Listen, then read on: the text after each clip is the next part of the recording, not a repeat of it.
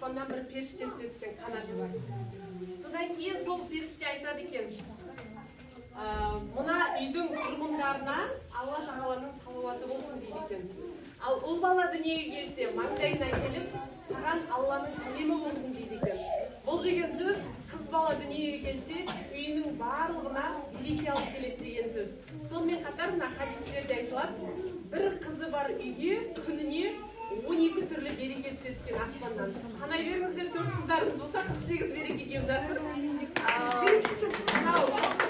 Артымызда қанатымыз болса, періштенің сипаты, әрбір қыз баламен бірге келесі періште. Келесі бізде Қазақстанда да керемет сөз бар. 5 жасқа дейін балаңды ханыңдай көр дейді. Сондықтан басына ханның тәжін бейнеледік. Ханыңдай көріп, еркелетіп өсірсек, қыздарымыз болашақта бақытты боларының бір кепілі. Келесі бізде алғаш рет мектеп табалдырығын аттағанда барлықтарыңызда юбканы көріп, мектеп кездеріңіз естеріңізге түсіп тұрған болар. Қыз баланың 1-ші класстан 11-ші классқа дейінгі бұл мектептегі кезеңін бейнелейтін юбкамыз. Одан кейін көріп тұрғандарыңыздай мектеп бітіреді қыз бала, 18-ге толады, гүлдей жайнап жүреді. Сондықтан біз соны сипаттау үшін көйлегімізге гүлді салдық.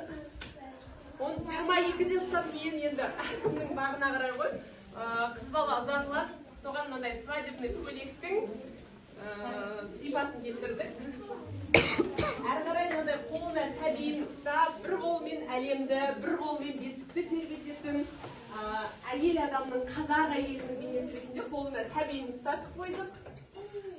Уақыт өте келе бұл балалар өседі, мойнына әдемі алқаны тағады, құдағи болады деп мойнына бриллиантовый алқа тағып қойдық. Немерелі болады, шөберелі болады, бір әулетте үлкен бата беріп отыратын, қолына білезік таққан үлкен әже деңгейіне әрбір қыз деген оймен осындай керемет көйлек жасап шықтық.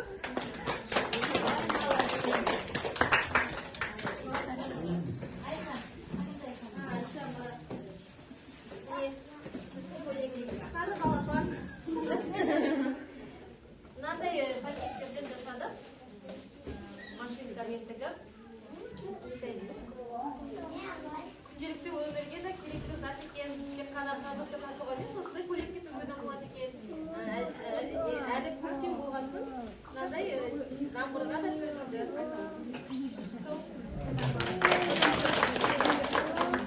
Ал үшінші тапсырма осы костюмдермен олар өнерлерін көрсетіп, ата-аналар қорғау керек. Қазір енді